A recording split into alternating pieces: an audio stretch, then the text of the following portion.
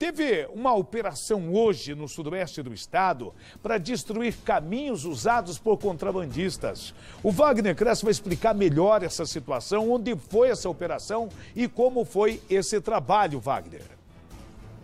Olha, trabalho intenso, diga-se de passagem, viu, Parangolé? Muita gente trabalhando desde as primeiras horas da manhã de hoje, policiais federais da cidade de Foz do Iguaçu, também agentes da Receita Federal e muitos policiais do Batalhão de Polícia de Fronteira, viu? Essa operação, então, integrada, ela acontece em Santo Antônio do Sudoeste. Junto com a prefeitura, os policiais descobriram muitas pontes e portos clandestinos, viu? Tudo isso foi destruído hoje nesse trabalho intenso, como eu disse, desde as primeiras horas. Essas pontes, esses portos, elas ficavam, então, tudo isso ficava, olha o momento, então, em que os funcionários da prefeitura faziam aí o corte das madeiras, árvores que eram jogadas aí no Rio Santo Antônio. Rio Santo Antônio, que fica bem na fronteira do Brasil com a Argentina, e essas pontes eram utilizadas aí por contrabandistas. Os contrabandistas passavam cigarros, mercadorias, eletrônicos e também faziam o tráfico de drogas. As drogas entravam da Argentina aqui no Brasil, vinham então por Santo Antônio do Sudoeste e depois eram distribuídas para várias cidades do Brasil e daí saíam também para outros países. Essa investigação começou ainda no início do ano, aí foi o despacho da Justiça que liberou então o trabalho de todos os policiais e também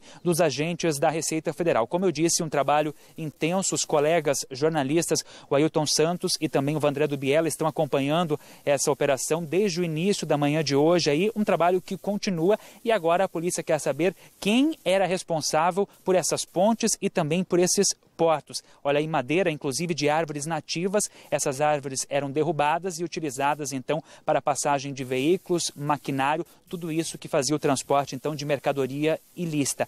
Até o momento ninguém foi preso e só a gente reiterando, né? A gente sabe que o município de Santo Antônio do Sudoeste tem esse rio, um rio importante, a gente falando em nível de Brasil, que é o Rio Santo Antônio, e muitos moradores têm dificuldade com pontes. Nós já mostramos inclusive em rede nacional uma senhora que acabou falecendo e não conseguia ir ao médico porque não tinha passagem, tinha que atravessar com um carro de boi. E aí os contrabandistas, os bandidos, têm passagem muito melhor, nesse caso, tinham, né? Porque a operação acabou colocando tudo isso rio abaixo. Parangolé.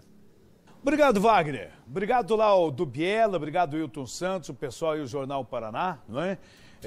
Pela colaboração nesse assunto aqui, muito bem narrado, muito bem contado pelo Wagner. Conheço o Santo Antônio, o Wagner falou da importância do Rio Santo Antônio. Do outro lado, nós temos então Santo Antônio no Brasil, aí o Rio Santo Antônio, e do outro lado nós temos a cidade de San Antônio. San Antônio, uma cidade muito antiga, um bom tempo, enquanto Santo Antônio tinha determinada idade, lá era bem mais velha essa cidade, e não tinha nem asfalto, para vocês terem uma ideia, né? A disparidade aí de governo para governo, de país para país. Mas, enfim, o que nós estamos em questão, que estamos mostrando para vocês, é uma fronteira meio que seca. O que é uma fronteira seca? Não é? Não é bem seca pelo fato de ter o rio que corta ali, mas tem muita facilidade para se passar contrabando. E, segundo a Polícia Federal, estava passando meio de tudo ali, ó. Lança-perfume, né? Munição e outros objetos que necessariamente, para entrar no Brasil, precisam de declaração,